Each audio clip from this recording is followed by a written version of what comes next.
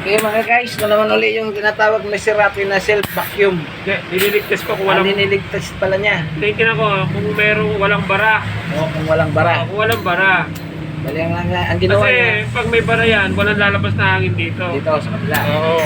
Ang ginawa niya, cleanag niya siya. Ngayon, ngayon pala tayo mag-self-vacuum. Ako lalaki na Ngayon, may lumabas na hangin doon.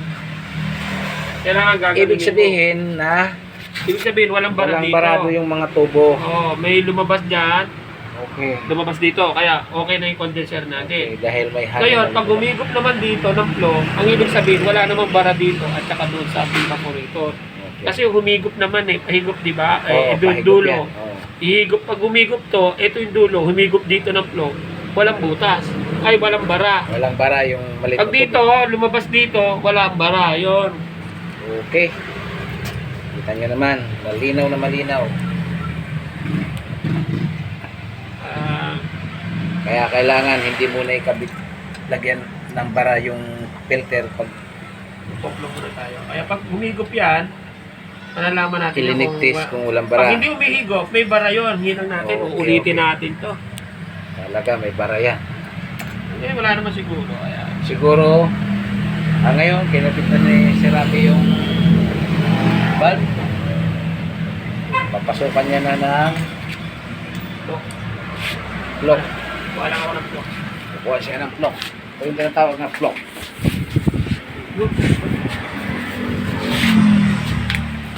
Yan po yung tinatawag na flow. Kumuha si Serapi ng isa at tutusok niya doon sa maliit na tubo.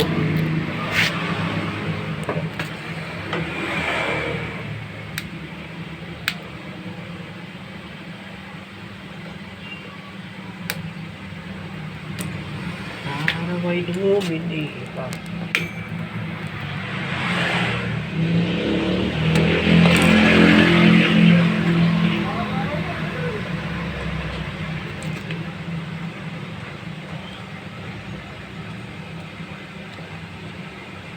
Kapalatan mo natin.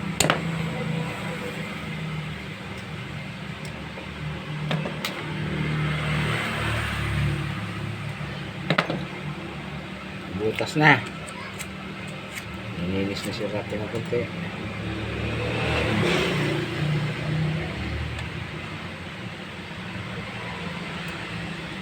Ayan mga guys, mga idol, nakita nyo naman. Pagkarin natin ulit. Sasaksak ulit ni Serapi Master Butingting.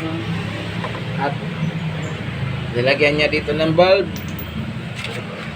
Ngayon, Sarado natin. pinagdihan niya, baka may singaw. At ipapulosok. Wala na. Pag yan umigo, walang bara. O yan, itutusok niya yung malit na tubo. Tsaka niya masisip-sip yung flocks. Ha? Pag humigop, sabi ni Sir Rapi, meaning na walang barado yung tubo kahit maging doon sa maliit. Yan, nababawasan. Humigop. Umigo? Oo. Oo, umigo. Lakas, no? Oo. Yan, ibig sabihin niya, walang bara yan. Walang barado yung tubo. Mga guys.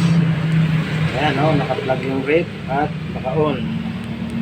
Kaya maandar yung motor. Dito sa motor, kapag ginawakan nyo yung medyo nag-iinit at medyo nanginginig, ibig sabihin buo talaga yung motor. At, ayan na. Malapit lang maubos. So, hindi daw ubusin ni Sir Rapi, magtitira siya. Okay. Kahit kunti.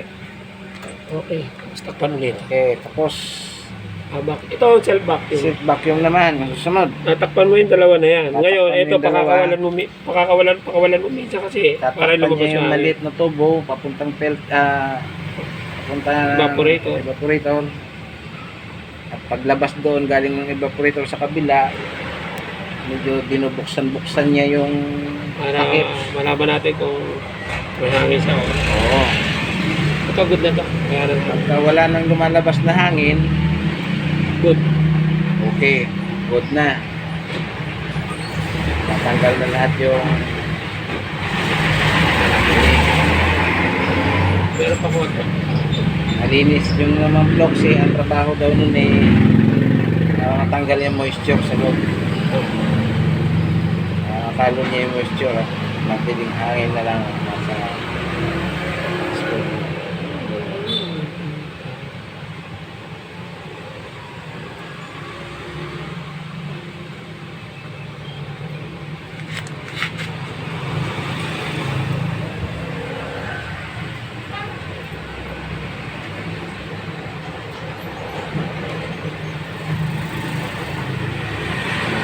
May katagalan yung pagbaba ng kanyang Wala na, okay na.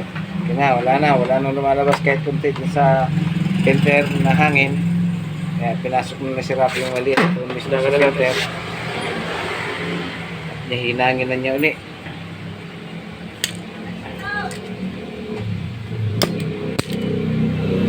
Okay, wala na si Rafi ha. Yan, hihinangin na niya ng maayos. Sisimulan niya yung paghihinang doon sa malaking tubo. Dahil masisira yung maliit na tubo, posibleng mabutas. Doon niya itututok yung apoy. Kaya yung apoy, doon niya itututok sa malaking tubo. At nalagyan na niya ng silver flux. Unti-unti niyang papatakan o tutuluan punta doon yung tubo. Ay mga guys, maganda sana ituro sa mga anak ko, sa mga bata. Kaintin sila dahil panahon ngayon halos wala ng bagay na hindi nabibili. Okay na guys. Okay na natin ito Si Rafi. At ang susunod, kakargahan na ng preyon. Nahinang na niya ng maayos. Thank you guys.